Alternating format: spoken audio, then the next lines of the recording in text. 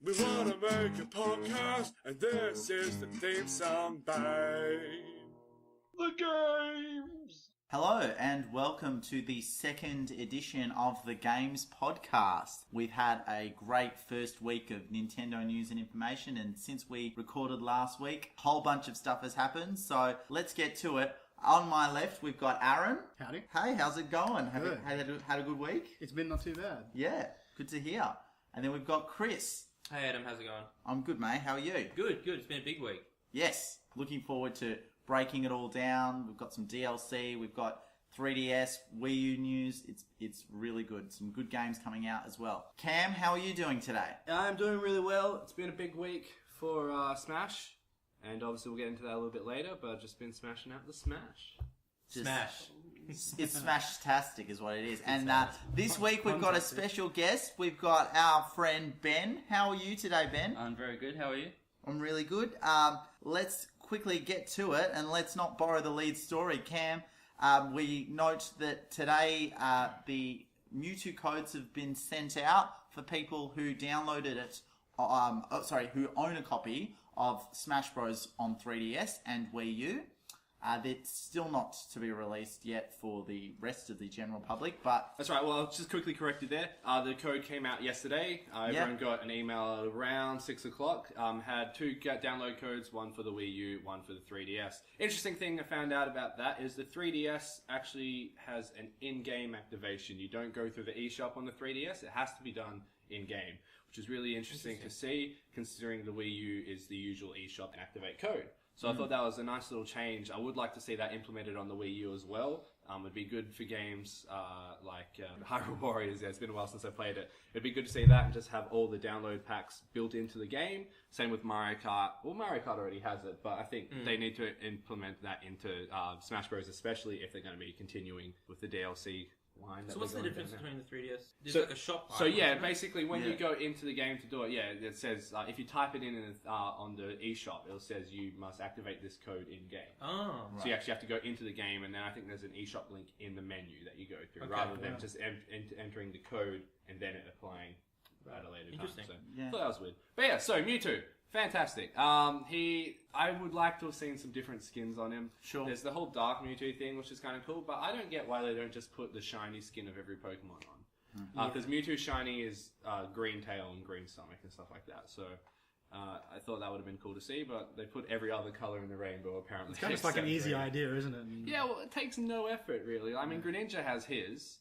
Jigglypuff's got all those dumb hats, but there's no actual shiny skin. It's not. They're not dumb. Black? No, because Charizard has his Mega Form. Yeah, okay. So they don't. I guess they thought that would clash. Yeah, I thought that would have been nice to see. Yeah. I think it's tough to maybe have the shinies in because then they have to reprogram the Final Smash if the Final Smash is a Mega with Pokemon. So it's tough, but it is just a skin change, and I don't know why they haven't done it. Well, I think the Lucario and the Charizard stay the same when they're in Mega Form anyway.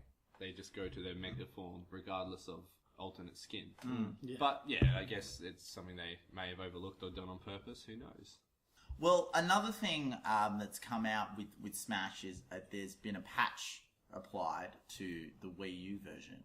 I'm just going to quickly run through some of these patch notes and engage some of the reactions from the room, guys.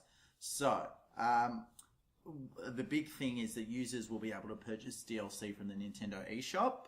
So, as we said last week, they've now come out with some costumes that you can buy for your Mii in Smash Bros. None of us were really appealed by that, and I don't think our opinions have changed. I think I might buy the Majora's Mask one. I like the Proto Man one. Yeah, the Proto Man one was cool. I think you have to be a fan of the series to even consider buying it. Unless it gave you actual in-game results. So, if you have the Majora's Mask costume, you have increased jump or something. I don't know, whatever, something related to the Majora's Mask would be. I think that would make me more likely to purchase it. Yeah. Or if it could contribute to the the milestones and stuff for having a certain amount of outfits. But the fact that it's purely cosmetic just doesn't appeal to me at all. And considering I barely play Mii characters as is, it's not a big enough draw to switch all of a sudden over to. Well, that's the thing as well. Unless you are really enamored with using the Mii as a character and its playstyle, this news doesn't really impact you, does it? Yeah, because it lines up pretty well. If, as you said, Aaron, you're going to buy Proto Man, let's say, for example, and you've got Mii Gunner there as well to kind of go hand in hand. Majora's Mask doesn't really like line up with anything. Like, Yeah. Majora's Mask doesn't use a sword. Yeah. Yeah, I have to agree with Cam on that one.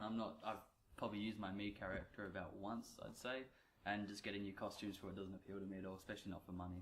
Yeah, exactly right. Okay, so other news is that there's been a whole bunch of share functionality added to with the Wii U. So users are going to be able to post photos, replay data, Mii Fighter data, custom stage data, all to the official server to share with other users. And users will also be able to search and download content as well. Nintendo are getting better and better with this. Yeah. Just kind of giving it back to the players more, having them interact more, letting them design their own stuff. They're heading in the right direction. I really like it. Certainly. I think with Mario Maker, the news we've heard last week with Mario Maker being that you can share worlds in blocks and that kind of thing as well. I think they are moving to more of a share functionality and focusing on that a lot more, which has been lacking in the past. So it's good to see that kind of thing. And really to create a community that's already there around Super Smash Bros. But to just actually bring that in-house a little bit more and allow for more with that. Yeah, give players the tools and they'll create. Like, people can be pretty amazing, like we've seen with Little Big Planet and stuff like that. So I mean, the biggest example is Minecraft. Like, give them some blocks and they can go crazy with it. Yeah, exactly right. So, you know, maybe we'll see a whole bunch of new custom stages to come out that are really cool and really interesting. I'm not sure though with the stage building tools in Smash Bros. Currently, like I haven't really fiddled around with them much. Have you guys? It's really lackluster. Even compared, if you go back to the Brawl one, that was more in depth. You had more stuff you could use. You had more tools. There was actually more interactive things. With this, it's pretty much you get a pen, you draw some land, and then it will fill it in automatically. But with the old one, you had different platforms that went in different directions. You could set up like traps. You could set up things that timed well together. And it used the block system, which again, keep it simple. Yeah. And it's easy to use. This one, I feel you'd have to use it a lot to figure out all the nooks and crannies of it and get really good at it. But even once you do that, you're very limited to the resources they have. You got land, you got lava, and you got cannons. Is pretty much all they give you. Yeah. That should have really been hammered out more. There should have been so much more involved in that. For a game like Smash, that should be pretty much its own community. There should be people just playing creator all day. I know some people have made like quite a lot of levels, but nothing compared to what it could But based on the recent DLC kick we've seen, like who knows, what we could very much see happening is this is escalating to a point where they can say you can have stage builder packs and add them into the game somehow, somewhat. So I don't see them doing it, to be honest, because I think if they're going to be looking at any sort of game creation, they're going to try and focus on Mario because that's their title. That's the whole point they've released that. If you then put in a mini version of that into a more popular game, they've all of a sudden lost all their sales. Sure. I'm not saying they'd do it before Mario Maker releases. I'm saying that, you know, in the lead up with this product, they could maybe put a pack in that's not Mario related and put in a DLC pack to maybe get it riled up. But that's another news point from the Wii U patch notes. Another thing is that users can only post their own content. Content posted to the server will be deleted after 30 days.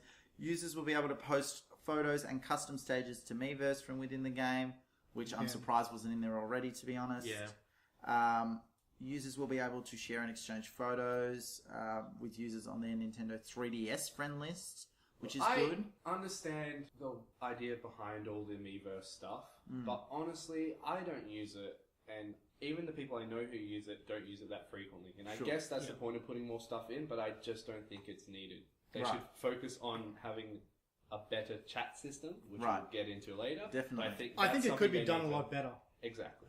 But I think the recent partnership with DNA in Japan is showing that they're serious about it, and that, you know, because we heard that idea of, like, they mentioned at some point a dedicated mobile app or for Miiverse, or a dedicated mobile browser so that you could deal with Miiverse. And from PlayStation and Microsoft, they've got a lot better apps in terms of messaging friends and dealing with that kind of thing. And you'd be more tempted to message your friends to play a Nintendo game if they had those things put in place. Yeah, definitely. And I think DNA is really serious about helping Nintendo with that. I don't know if you play Destiny, don't you, Adam? I do, yes. Yeah. This is a Nintendo podcast? No, just as a comparison, the Destiny app you can get on your phone. So, you know, you're walking around, you can talk, show you all your friends, your characters and stuff like that. Yeah. Just, you know, increases sharing, helps people, you know, connect with other people. Definitely. I think that the idea of second screen, the second screen experience or second screen viewing, having supplementary information on the second screen is something Nintendo have done somewhat well with the Wii U gamepad, but they could be definitely doing a lot better because, to be honest, at the moment, the Wii U gamepad is really just used as an off-screen TV, and there's not a lot of supplementary information. So we probably should talk about the future DLC and what everyone could foresee happening, because I've got some pretty big ideas, but... I mean, there's a few rumours / complete facts that have been announced that they found in the patch update, so I know you looked into that a bit. I think it's a Reddit user who's kind of got a reputation for data mining the game as the game patches come out and that sort of thing. And they found audio files for Lucas, Mewtwo, Roy and Ryu from Street Fighter, which is very interesting. It basically confirms that these two characters are going to be playable DLC shortly. So what does everyone think about that? I mean, Roy's from Melee, a massive fan favourite. Well, I know that there was a lot of outcry about him not being included in them. And then Ike eventually became a fan favourite. I think the rationale with the Fire Emblem games was to have the lead character from that game match the lead character on that Smash Bros. Of that console. Yeah. So I think this time round, you've seen it with Mewtwo, and you've seen this sort of resurgence in saying, well, why aren't these characters not included? These characters do have a fan base, and a lot of people would be happy to see them back. Yeah, so, apart from the fact that there's about 20 Fire Emblem characters already. Yeah. Well, I like the fact that they've got Ryu. He's obviously a huge fan favorite. I just love the Hadouken. But I think that's what they need for characters. They need well-known characters that they can market, that people are going to play. Even if they're not necessarily great, they're going to play them just because they know the character. Yeah. And characters from games like Street Fighter and Mortal Kombat and all that will work well in Smash because they already have these pre-made moves that work with button combinations. So it's just copy and paste, essentially. They are kind of cult favourites for that combat following, so...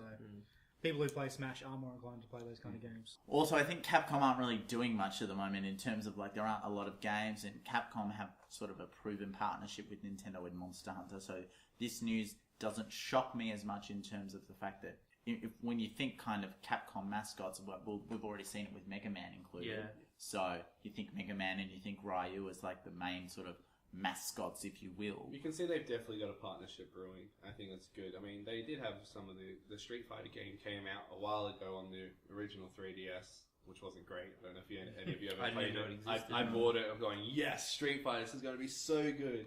Oh wait, it's horrible. And returned it. It was really, really bad, which is upsetting because it had the potential to be such a good game. But I think it's really good to see a popular character like that, especially one from a whole sort of different gaming universe. I think it'll bring a lot of new people across. Yeah, because there's some people who will just go, "Oh, he's in it. I'll try this game out." Yeah. So, what do you guys think about future DLC? Like, apart from this, I mean, I think that Wolf from Brawl is coming back. Just because we've got Star Fox coming out, it's going to line up perfectly. They'll probably announce it at E3 or something, and I can see that just being awesome. Well, I said it a long time ago that I believe that eventually the roster will have all the back characters on it. Maybe missing a few for licensing problems and stuff. Like, they might not have Snake, although I would like to see him just for a completion. Yeah, but I don't see why they couldn't have every character back on it. Because there are a lot of games that have a huge roster, and this has the potential to be that. Well, what I think is that obviously with this news not being fully confirmed, that this was probably being saved as a big sort of marquee E3 announcement, and then or maybe on top of that, Wolf was going to be announced. But I think in terms of, are we going to see every character that's been in a Smash Bros. Game back? I don't think we are. I think there's going to be certain omissions. Like, I think Pokemon Trainer is definitely going to not come back. Yeah, We've got Charizard. Yeah. That's enough. I think we're not going to see... I'm just looking at a list now to refresh my memory. Pichu, I don't think is coming back. Pichu's not coming back, no. Because... Young Link won't come back because we've got Toon Link. Exactly right. And so really what remains is the question of Snake, the question of Wolf, and the question of Ice Climbers. And we do know that based on interviews provided by people that have made the game, that there were sort of technical difficulties putting Ice Climbers in. Basically, the 3DS couldn't handle it. the two teams, when they were developing the game, Wii U had done a lot of stuff for Ice Climbers and pretty much had them completed. But once the 3DS moved up to them, they just could not handle it, so they had to admit it. They had to omit it because they wanted to admit it as well. Yeah, they had to admit they fucked up. No, they wanted to make the games parallel in terms of character choice, even though they do have different game versions. Yeah, so they basically couldn't put them in. I don't see them putting them in until maybe they get a new DS. I'm not sure if the new 3DS is any stronger. Like, it should be, obviously. But is it strong enough to manage it? I don't know. And even if it is, I don't think they're going to alienate the demographic of old 3DS users. Even if they don't come back this gen, it'd be cool to see them later down the track, or maybe the next Smash Bros. Gen. Yeah. For things like, I don't know, whatever NX ends up being, which will be a much more powerful console, and see how we go from there. Well, I mean, speaking about the future, it's a good possibility that this is going to be their game that they keep for a while. I mean, we're not going to see another Smash title for some time. And I think it's very likely that this is going to be the mainstream game, and it's just going to be DLC patches. And, it has the possibility for expansions. You can easily put in another mode, put in another row of challenges each time, put in another row of abilities that you can get, more armor, more everything, basically. And it'll keep the game fresh. And the core gamers are there, and they're going to be playing this forever anyway. I mean, people are still playing Brawl, people are still playing Melee. Well, I think the real test is going to be with the first paid batch of DLC with Lucas, right? If Lucas sells well, then that's going to motivate them to do a lot more. Maybe they have Ryu and Roy down the pipeline, but or possibly Wolf. But if the Smash Ballot, if people are engaged in the community and they've been selling it, then you can see more things from the Smash Ballot come through. And I think something else that was brought out during the DLC was a patch for Diddy. Yeah. I don't know, how do you guys feel about that? Is Diddy a character you play a lot? Does it affect you guys? Diddy can fuck off. I never liked Diddy. Didn't like Diddy? No. Diddy's awesome, man. Diddy? Yeah. Diddy who? Diddy did it. I think, actually, something I'd really like to see on patch or DLC would be to implement sort of a race event where they'd be based on full stages of some of Nintendo's greatest IP games, like World 1 of Mario, where you just battle each other from start to finish of that level. Yeah. I think that would be something. That's cool. So it's more of a race, or it is still a battle? So as if you were just playing the game. A side-scroller kind of thing, but you have to keep up with the only one screen, person can finish. I mean, they do have some levels like that, but do you mean kind of like a Mushroom complete Kingdom. mode? Yeah. Yeah, like a whole separate mode of race battles or something. Yeah. Okay, that'd be cool. Just to a see. different, area they can branch out into.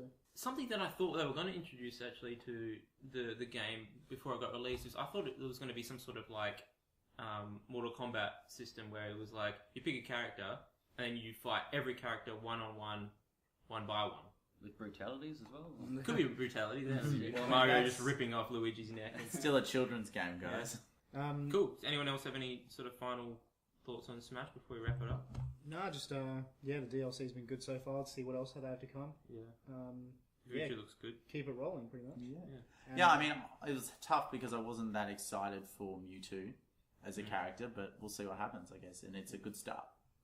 The other DLC that's coming out is for Mario Kart 8. Nice segue, Aaron. Well done. Yeah. Bunch of new tracks, new characters. Thoughts, comments, questions? Well, I think let's just list the ones that we've seen. So, in terms of the tracks that are coming back, we've got Baby Park from the GameCube games, which Baby Park was a fan favourite. We've got two from Game Boy Advance, one called Cheeseland and another called Ribbon Road, which I thoroughly enjoyed as tracks when I played them on GBA.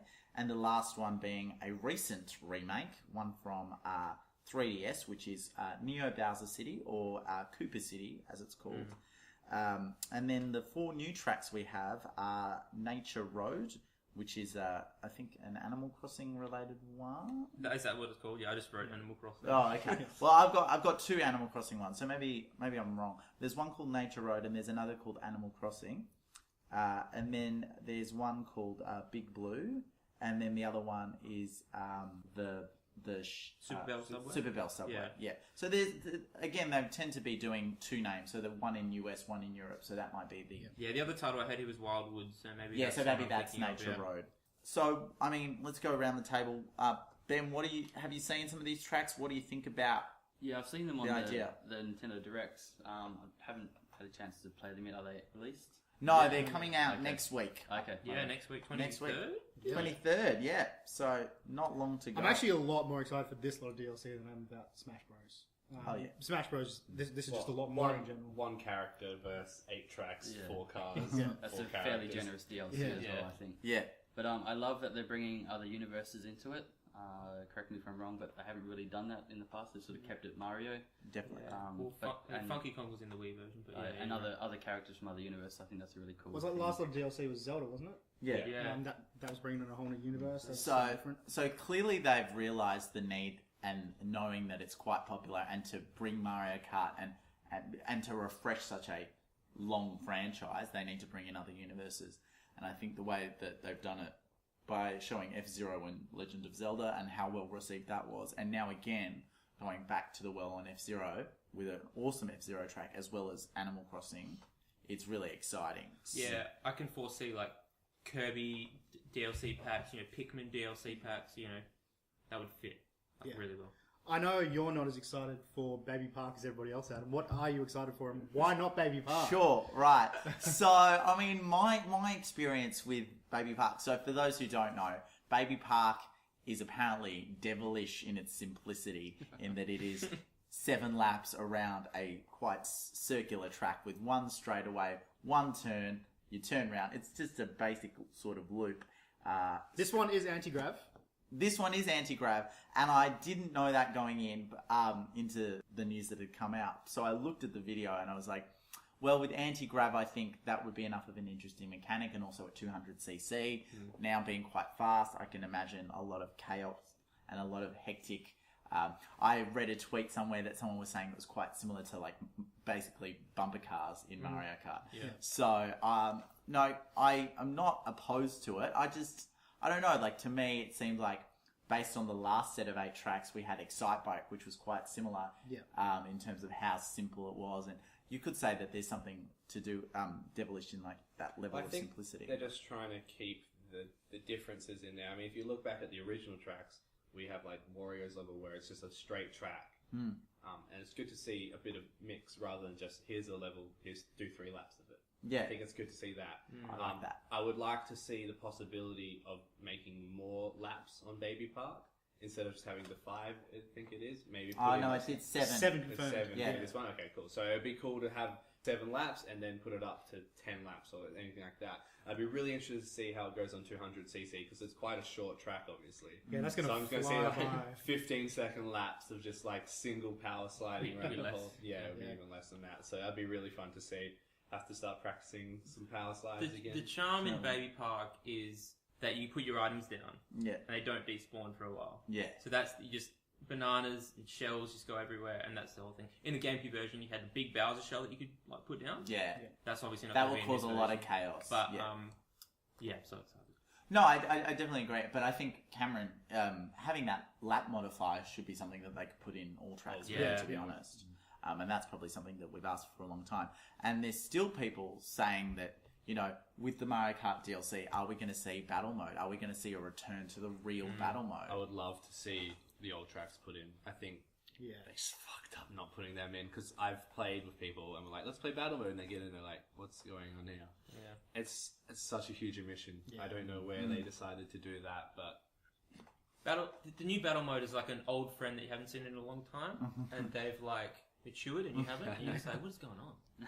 Well, is it are you? matured? Is it matured because you're kind of racing around a track but not racing, and then trying to fight? Maybe it's the other way around. Then they haven't matured, and you have. And you have. Yeah, no, I think that's probably more like it, All right, let's rattle off some of the other ones. So, Aaron, in terms of the other ones I'm excited about, I think to see F-Zero come back with Big Blue in a really big way. Big Blue, I think, just from the footage, everyone's kind of excited about that. We're all kind of...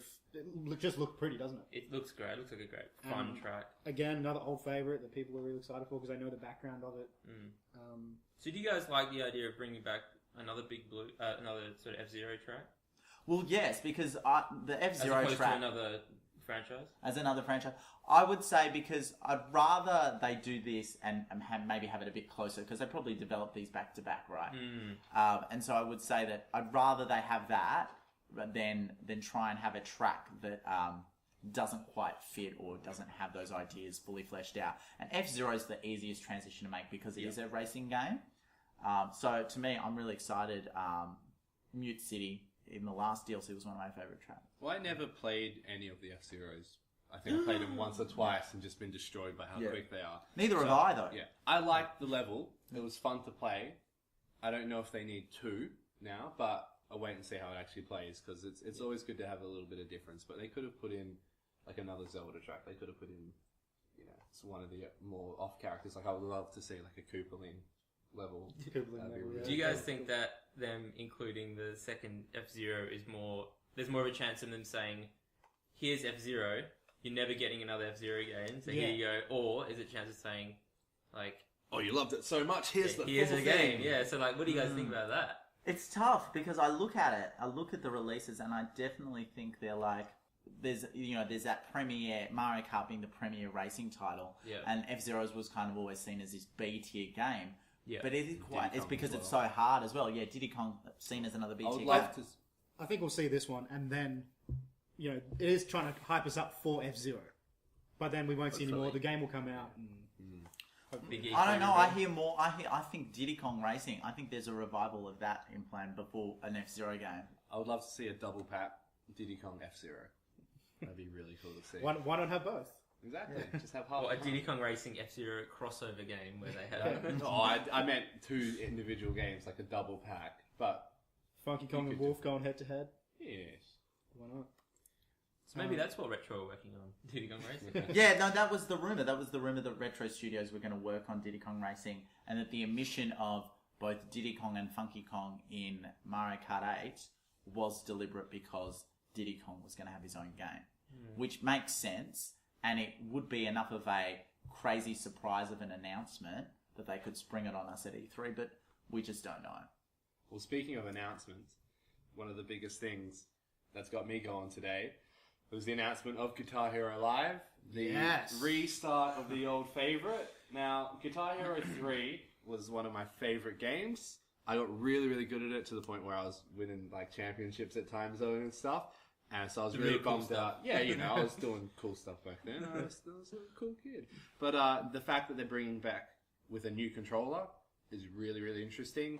I played Blue very well, and I got to the point where I could play Orange fairly competently. Yeah. Not on the faster songs. So it'd be interesting to see the change from 5 single buttons to 2 rows of 3. I feel like it's going to be a lot easier to move your fingers around. So I think it gives the possibility of like chords. So that would be really, really, really cool to see.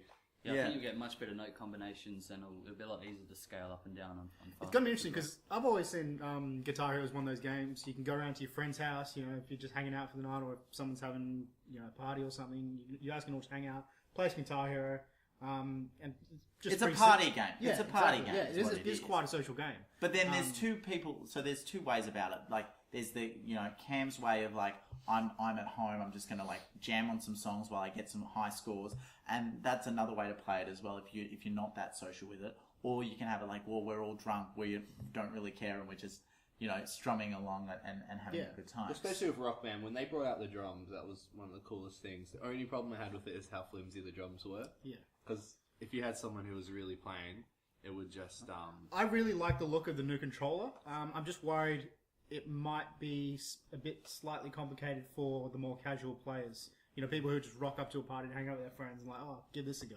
Yeah. It may not be what they're used to, and much. There's a bit of a learning curve, I agree. Yeah. I think the more simple songs would be relegated to the top 3 It would be the typical 1, 2, 3, because that's what the old one was anyway. Yeah. You didn't have blue until medium, so... Yeah. So some of let's just run through a little bit of the artists included. They've got quite a wide mix. I didn't know it was even announced. Yeah. Oh, they have some of them included. So I'll just list these off. The Black Keys, Fall Out Boy, My Chemical Romance, Green Day, Ed Sheeran, The War on Drugs, The Killers, Skrillex, The Rolling Stones, The Lumineers, and a bit of country with Carrie Underwood. So it's pretty diverse. Pretty diverse. And I think Activision, once again, they know that not everyone is into that hardened 80s, 70s rock and they want a diverse soundtrack. Well, as their much as last possible. one they made, I don't know if any of you ever even saw it because it wasn't a big release. It was called Warriors of Rock, and it was pretty much just metal and rock.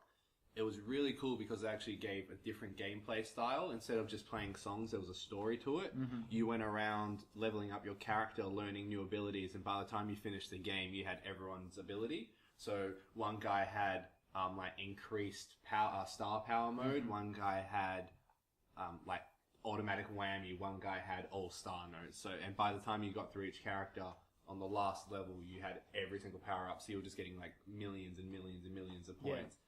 And it was really cool, and the songs were awesome. They had some really cool songs on it.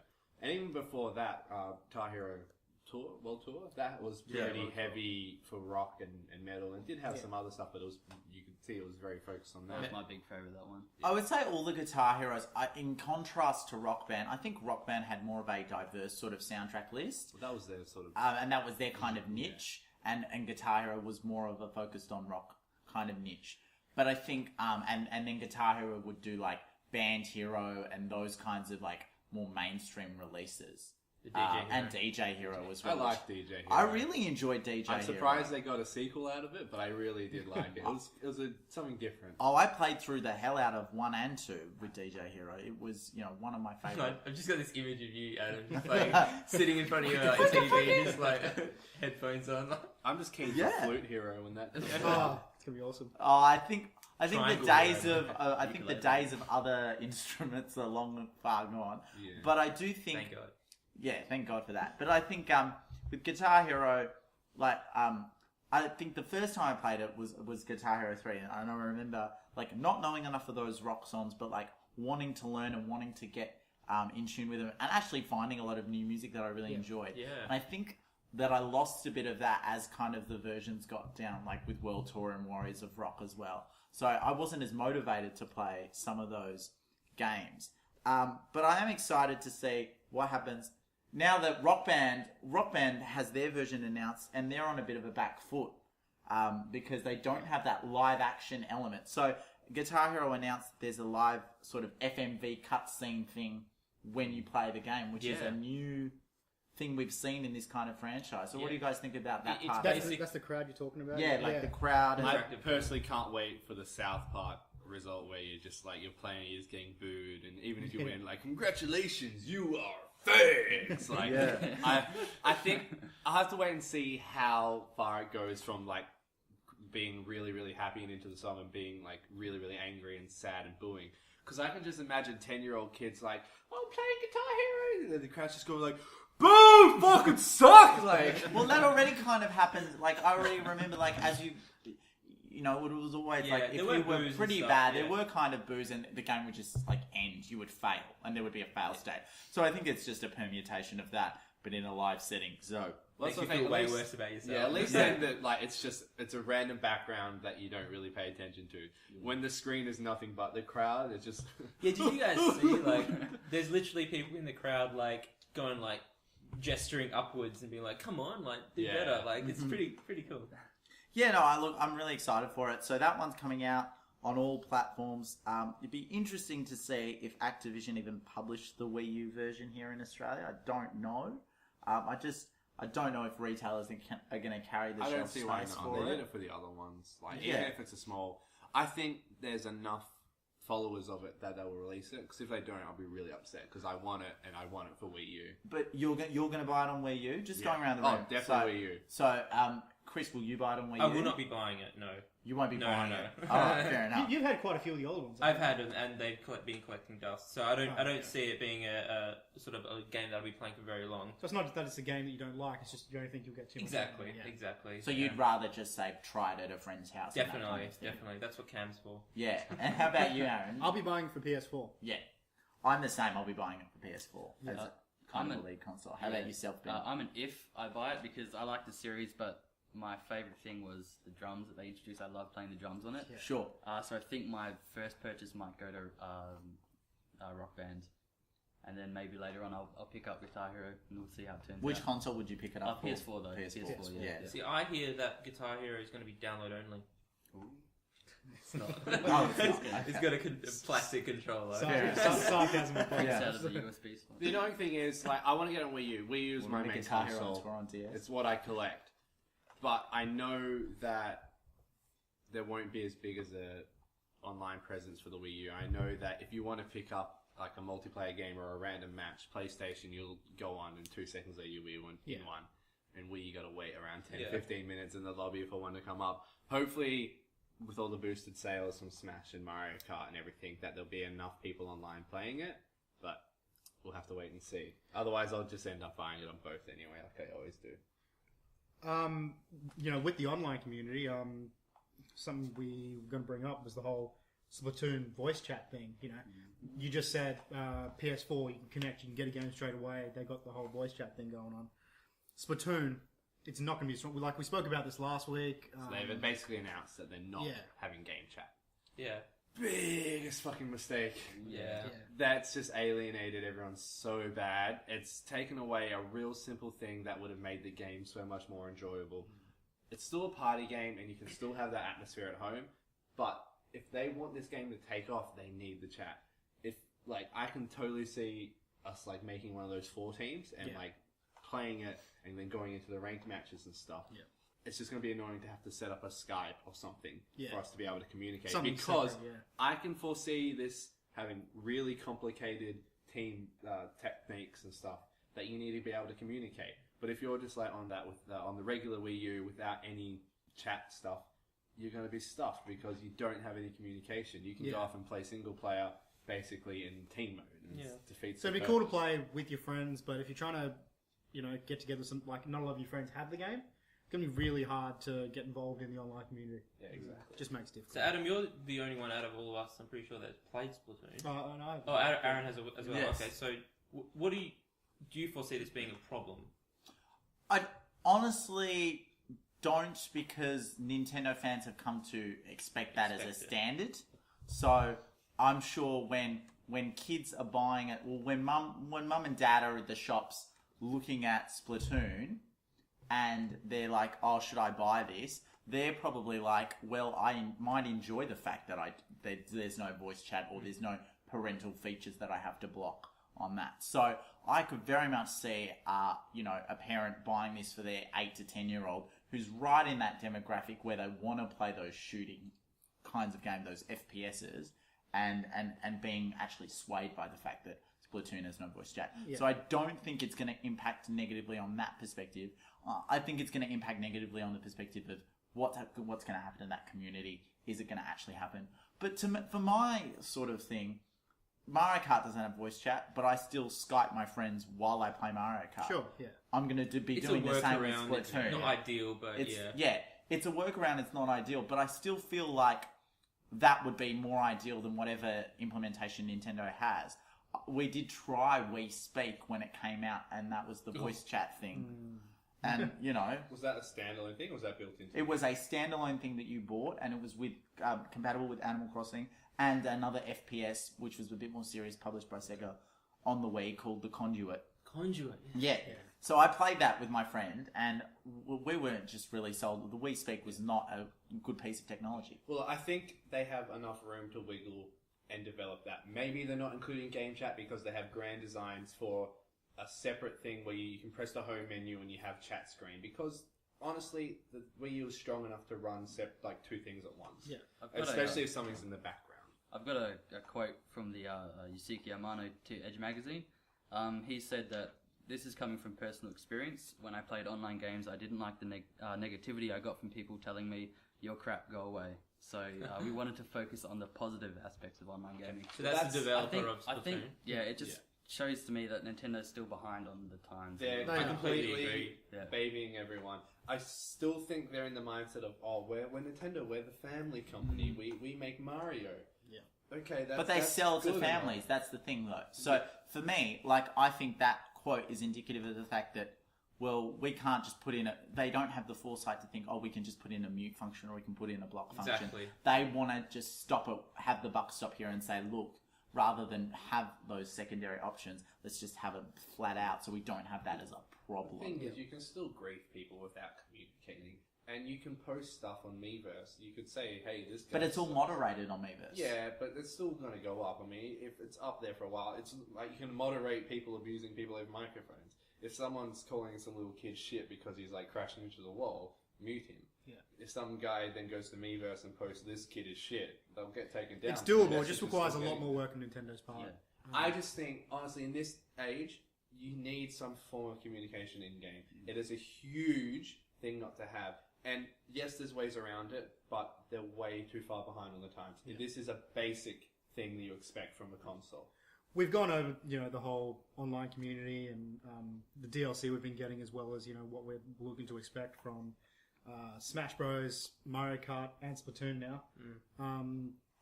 Everyone's kind of given their opinions on it. We went over it last week as well. I think, Don't get us wrong. Like, we're all like super excited for Splatoon. Like, just because it doesn't have voice chat, we're all still right. Yeah, that's the thing. Like, it's right? It's still a day one purchase for all of Absolutely. us. So it's not enough of a So Nintendo realizes that they can get away with it because the mum and dads are going to be more inclined to buy it, and the hardcore Nintendo fans that are going to want to try the first major new IP release on a console in years. Probably since Pikmin, 100%. I don't see a problem with the whole first day purchasing thing. There's no problem with that. It's the longevity of the game that they need to worry about. So what they need to do is figure out how to keep people. Nintendo are always going to sell new titles well because it's something new and everyone's willing to buy it. But they need to worry about what that game's going to be doing in 2 years. They don't want a mad world that's just going to... You play it for an hour, then it sits on your shelf for ever because it's an outdated game. Yeah, I love Mad World. Yeah, it's great, but are you gonna go back and play it again? Yep. No, I'm not. But yeah, they just need to look forward, like they're doing with Mario and Smash, making it not just, hey, play this, pass it, you're done. Keep it around, make you keep buying stuff for it, make you keep buying DLC for it, make you pass it over and over again, make you play all the different modes. Yep. And that's what they need to do. That being said, hype as hell for Splatoon, hype as hell for Mario Kart DLC, and hype as hell for Smash Bros DLC to come in the future. We'll probably be back next week, guys, having a chat about the Mario Kart DLC. I know Adam's going to Pokemon Regionals for Perth next week. Yes, so a bit of a chat about that. Well. Chris will be going as well, so we'll have a bit of a chat about some Pokemon stuff as well. Yeah, so for people that don't know and want to come along, it's at Perth Arena on Sunday the 26th of April. 26th, yeah. So, look, if we record Thursday next week, we'll be just a couple of days out. Yep. We'll have quite a bit to talk about next week. If you guys have any views or comments or questions about what we've spoken today, feel free to comment about it and let us know. And please hit us up and like our Facebook page. Like us, share us, comment us. Exactly right. So we're on SoundCloud. We're on Facebook at facebook.com/ We're on YouTube. The Games Podcast. Yes. YouTube. And we're on YouTube. Well, we don't have a proper name yet, but just go through the Facebook give us your group. views and your upvotes. Yeah, I'd say the Facebook page. The Facebook group is the best way to go. It has all the links on there, and we'll obviously be putting links up for every episode and all the side stuff we put up. And it's just a good place for general news. Yep. So definitely start liking and sharing, because once this starts taking off, we can put more stuff up, and you can listen to us more, and we'll get even better. Because I know we're pretty amazing as it. All right, thanks again, guys. Thanks very much for listening to the Games Podcast. Thanks for special guesting Ben. No worries. Yeah. Pleasure. And there we have it, another episode of The Games Podcast. Make sure you're heading over to facebook.com/The Games Podcast. Give us a like and a share, and let all your friends know about us. And of course, the best place to hear the podcast is to head over to our YouTube channel, following the links from the Facebook page. Give us a comment, thumbs up, and let us know what you'd like to hear about. And again, thank you for listening to The Games! I always take the cannon, is that wrong? Yes.